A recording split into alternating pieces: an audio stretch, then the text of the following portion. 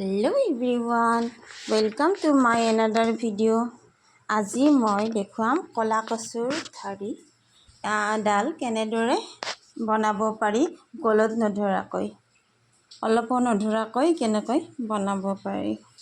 এয়া ধুনীয়াকৈ বাকলিখিনি গুচাই লৈছোঁ মই। এয়া গোটেইখিনি দেখুৱা নাই, আপোনালোকে জানে এনেদৰে বাকলিখিনি গুচাই ল'ব।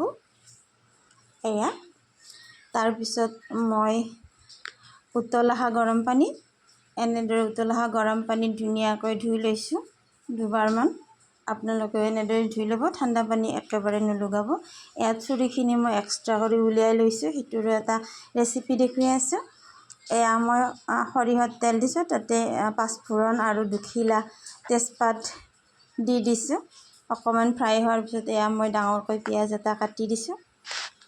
এয়া পিঁয়াজখিনি ধুনীয়াকৈ ভাজি লৈছোঁ। এয়া আদা নহৰুৰ পেষ্ট দিছোঁ 1 চামুচ। এনেদৰে লৰাই দিছোঁ ধুনীয়াকৈ। এয়া কেঁচা গন্ধটো যোৱালৈকে ধুনীয়াকৈ লৰাই ল'ব। এয়া এতিয়া দিম মই জিৰা গুড়া আৰু ধনিয়া গুড়া, মতলব জিৰা পাউডাৰ আৰু ধনিয়া পাউডাৰ দিব। তাৰপিছত দিম অকণমান হালধি, এয়া সোৱাদ অনুযায়ী হালধি দিব। তাৰপিছত এটা বিলাহী কাটি দিছোঁ ডাঙৰকৈ। বিলাহীটো মই গুটিৰে সৈতে দি দিছোঁ, কাৰণ অকণমান টেঙা লাগে। টেঙা হ'লেহে কচু খাবলৈ বেছি ভাল হয়।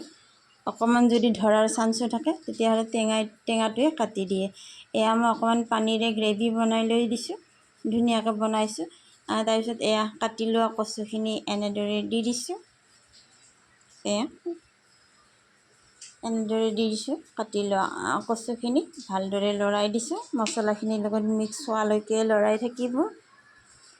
তাৰপিছত এয়া সোৱাদ অনুযায়ী ইয়াতে আপোনালোকে নিমখ দি দিব।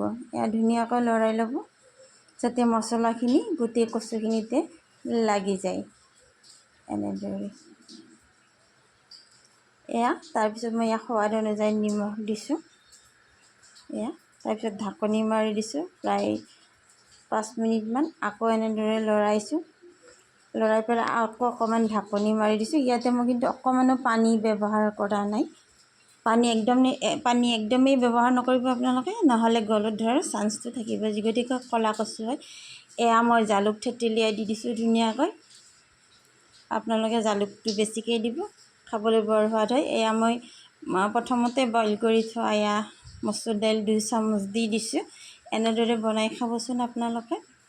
যদি মোৰ ভিডিঅ'সমূহ চাই ভাল লাগে তেনেহ'লে please like, comment, follow' and subscribe my channel. এয়া মই ধনিয়া কাটি দিছোঁ, মান ধনিয়া। এয়া প্ৰায় ৰেডি হৈ গ'ল। এনেদৰে বনাই জৰুৰ খাব, একেবাৰে গলত নধৰে। থেংক ইউ ফৰ ৱাচিং। Thank you very much.